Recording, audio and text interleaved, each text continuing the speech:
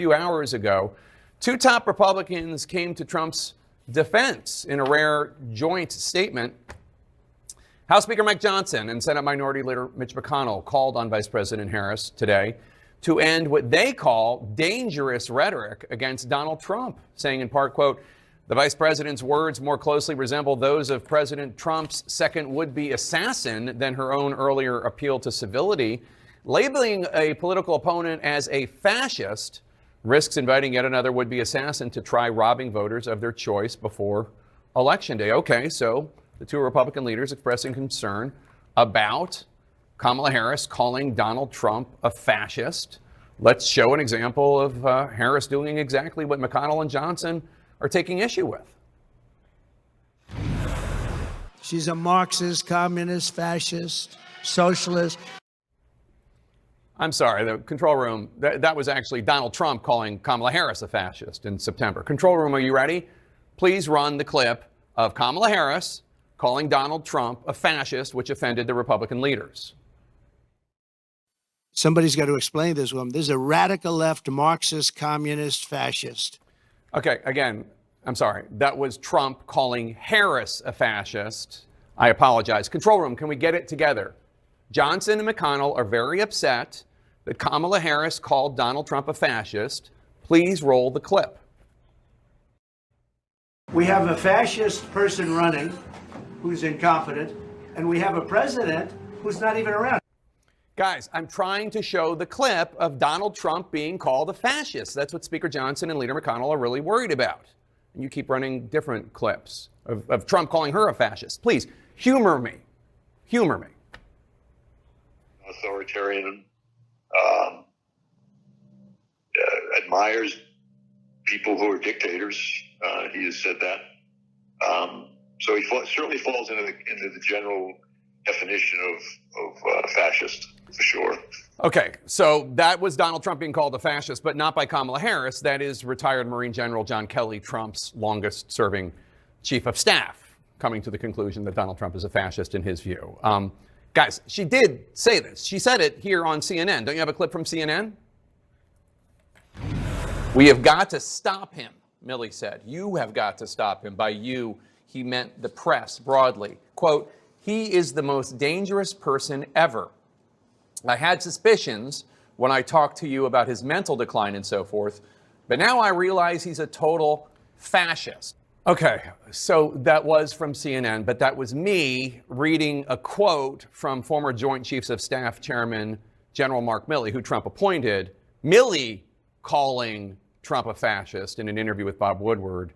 That wasn't Harris calling him a fascist. Control room, come on. I know we have this clip somewhere from CNN. Come on, show it. Do you think Donald Trump is a fascist? Yes, I do. Yes, I do. Thank you. My control room going a little bit rogue there and making a point, perhaps. This is obviously what Mike Johnson and Mitch McConnell are worried about Kamala Harris, agreeing with the words of some of the people who have worked closely with Trump in the Oval Office in the Situation Room. That's what they have an issue with, not Trump using these very same words. CNN's Rosa Flores is with the Harris campaign in Houston ahead of the big rally there tonight, and Elena Treen is with the Trump campaign in Traverse City, Michigan, ahead of the rally. Elena, what did we hear from Trump? He went to Austin earlier this afternoon. He was talking a lot about immigration.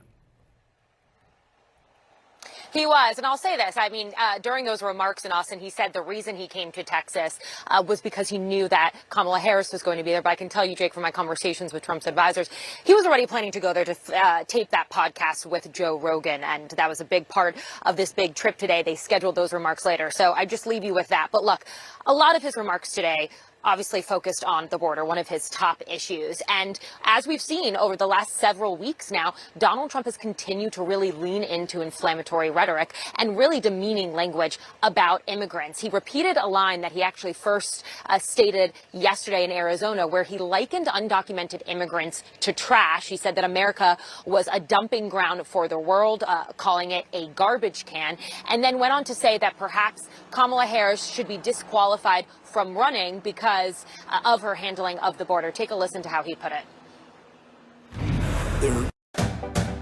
Introducing a redesigned Dix experience for a sports destination unlike any other, with an expanded assortment of the latest styles and the best gear that takes your game to the next level and beyond. With new interactive experiences and a commitment to expert service. Welcome to an entirely new next generation Dick's. Letting their people out of jails and bringing them right into our we're like a dumping ground.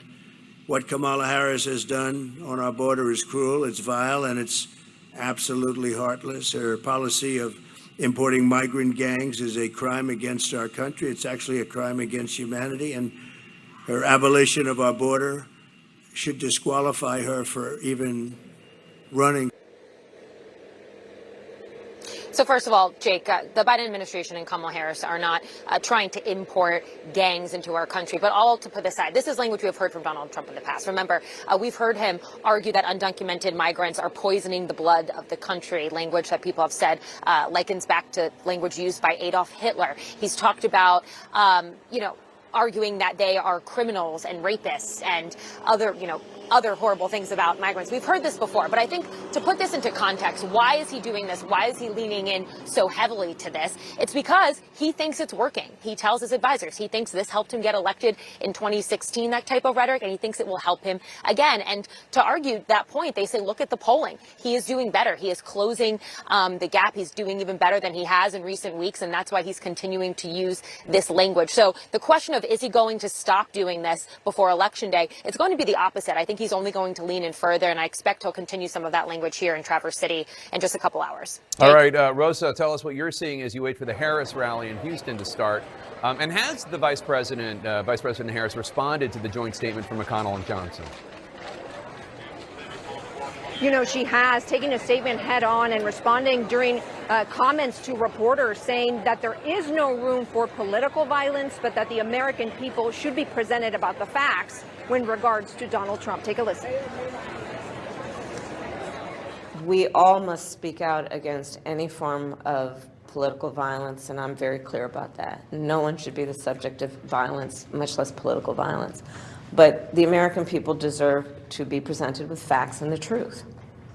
And the fact and the truth is that some of the people closest to Donald Trump when he was president, generals, including most recently John Kelly, a 4-star Marine general, have been very clear about the danger and the threat that Donald Trump poses to America. And about here in Houston and what's happening, take a look behind me. There is a lot of energy, a lot going on here as lots of people are in line waiting to see both Vice President Kamala Harris and Beyonce. So there is star power here, and also we're expected to hear a lot of very powerful stories, Jake. We're expecting that Kamala Harris will be joined by several women, including Amanda Zarowski. She's a Texas woman who was not able to gain an abortion, and she almost died. And really, at the end of the day, what Kamala Harris said earlier today is that Texas is ground zero for the abortion issue, and that is what she hopes that takes people to the polls. All right, Jake, Elena back to Treen you. and Rosa Flores, thanks to both of you, our panels here. Brian, what is your response to this disagreement about rhetoric? You know, listen, the rhetoric gets hot, but I remind people, when we talk about what is fascism, fascism is wanting to pack the court, extend it beyond where it is now. Fascism is wanting to censor people who have criticisms about their government. Fascism is actually wanting to get rid of the filibuster. So when we're looking at issues of what are fascist activities as opposed to what are fascist rhetoric, the rhetoric gets hot. We all understand that. There's been a president who's had 2 assassination attempts, so I certainly see the concern of Speaker McConnell of President McConnell and Speaker Johnson. But the rhetoric does get hot. But let's be clear, the fascist actions that are taking place in this campaign are the result of Democratic policies, not Republican policies. Karen? Yeah, okay. So obviously I disagree. And I think then you just stated. Shocked. That's why we have you two here to debate. Look, Yes. I'll point to a New York Times piece earlier this week by Jonathan Swan and Maggie Haberman. And what they did is they went through everything Trump has said he wants to do. And I think most people don't really know what fascism is, but I'll tell you what it points out. Donald Trump has talked about consolidating power in the executive branch so that he could use the levers of government for his own agenda, for his retribution agenda, for revenge, and to give people like Elon Musk and Jeff Bezos, who is a coward by stopping an endorsement that the Washington Post was going to run of Kamala Harris, they would get big tax breaks under him. He's not talking about the American people. I think that's where we need to be having the conversation. And I think we need to remind people when we're talking about throwing around these concepts about fascism, we're talking about how a leader would govern and whether or not that person is going to focus on you and your issues, which you do not hear from Donald Trump, versus Kamala Harris, who today is going to be talking about the basic freedom of women to control our own bodies. And frankly, the men who love women and men who care about our lives and our freedom.